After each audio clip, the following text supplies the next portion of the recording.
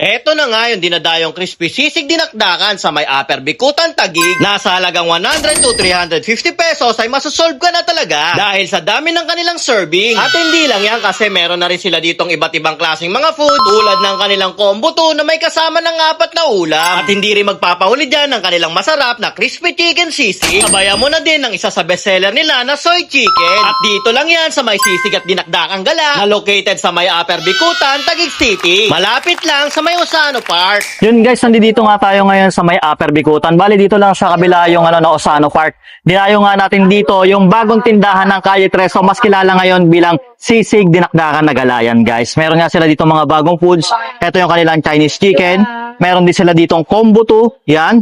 Na may 4 na ulam guys. Tapos meron silang sisig na yung chicken. Tapos ito yung kanilang yung sisig na dinakdakan na original. Yan guys, nag-range lang yung foods sila dito ng 100 to 350 pesos. Syempre, hindi ko na patatagalin. Food tripin na natin to. Tikman na natin to, yung kanilang original. Ito yung binabalik-balikan doon sa kanila, no? Yung kanilang original na, yan, yung dinakdakan na sisig. Tika natin kalamansi. Tuloy natin. Dapat Sunday ang magano kasi may damage yun. Sulit pa rin guys. Andun pa rin talaga yung panalong lasa. Masarap talagang pamulutan. Tapos, pero yung sisi ko ang dalawang water.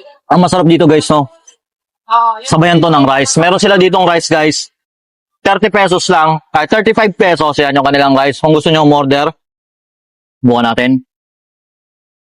Chow pa na yan. Bisa pa rin talaga na lasa. Panalo. Pandayo pa din. Sarap din na rice nila. Ngayon tikman din natin yung kanilang Chinese chicken. Tingnan nyo naman kung gaano kalaki yan guys. May mas malaki pa dito guys. Siyempre, iba na yung presyo na no. Mas masulit dito, may gravy na rin. Yan. Bisa yung mga ganitong foods. May kasama na rin siyang scrambled egg na may kamatis. Tapos yung kanilang chow fat. Natin.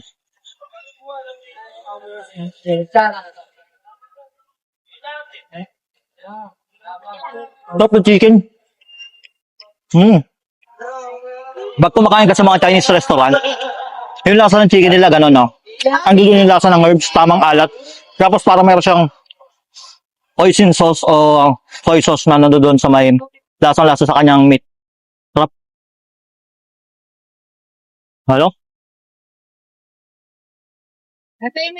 Sarap. Kahit balat ulam na. Tapos ang masarap dam, yung kanilang gravy panalo talaga. Sarap to guys.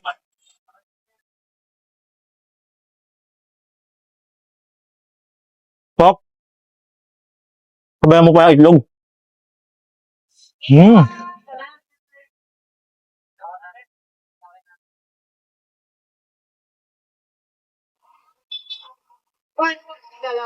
Napaka-juicy.